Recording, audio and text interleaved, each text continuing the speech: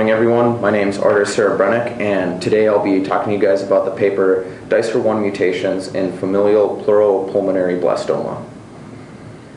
So to start off, what is pleuropulmonary blastoma? This is a rare pediatric tumor that develops in the lungs and arises during lung development in children. And with this tumor, 80% of children that have PBBs end up getting metastasis, indicating the importance of therapeutic intervention for this tumor. And in PBBs, they're phenotypically characterized by cysts that form in the lungs.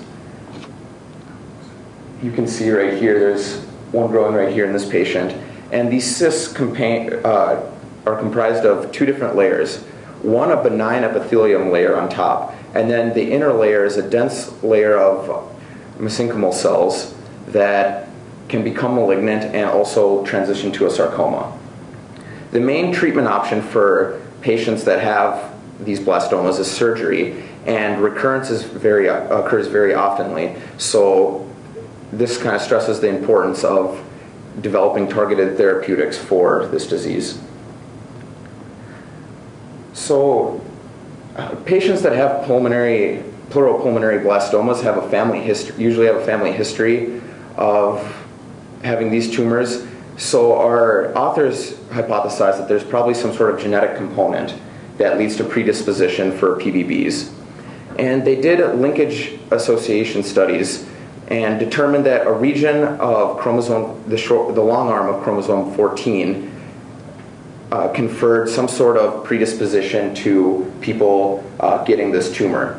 And in this region, the most interesting gene was DICER1. So DICER1 is an RNase 3 endonuclease that's responsible for the generation of small interfering RNAs such as miRNAs and siRNAs, which are important for gene regulation. And this candidate gene was very attractive to the authors because DICER1 plays a known role in lung development, and also mice that have knockouts of this gene are phenotypically characteristic of early stage pleuropulmonary blastoma patients.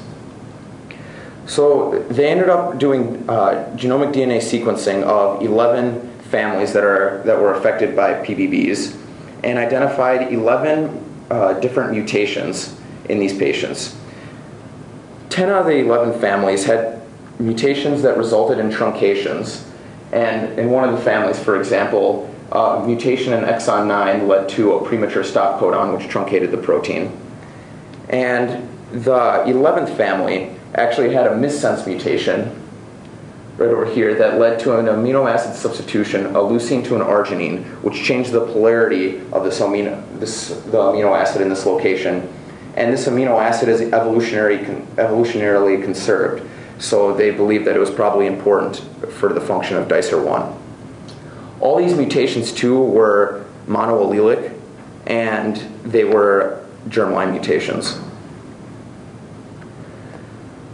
So the interesting thing about these monoallelic mutations was that in immunohistochemistry of pleuropulmonary blastomas, you see no expression of DICER1 in the epithelial layer of the cyst, but you see normal expression in the mesenchymal layer.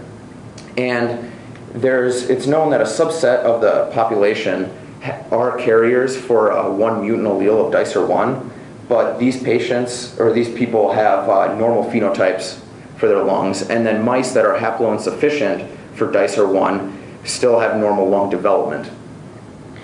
And the difference between the expression patterns for the epithelial and the mesenchymal layer are still unknown, but the authors hypothesized that this might lead to tumor progression during development, because without gene regulation in the epithelial layer, that this might lead to some sort of altered expression in diffusible factors that promote mesenchymal proliferation. So, in summary, the authors in this study showed that loss of function mutations in DICER1 are seen in pleuropulmonary blastoma patients. These tumors have no expression of DICER1 in their epithelial layers, but still retain expression in the mesenchymal layer. And the authors hypothesized that this leads to tumorigenesis by altering mRNA-dependent regulation of diffusible growth factors that could lead to excess proliferation of the mesenchymal layer. And with that, I'll take any questions.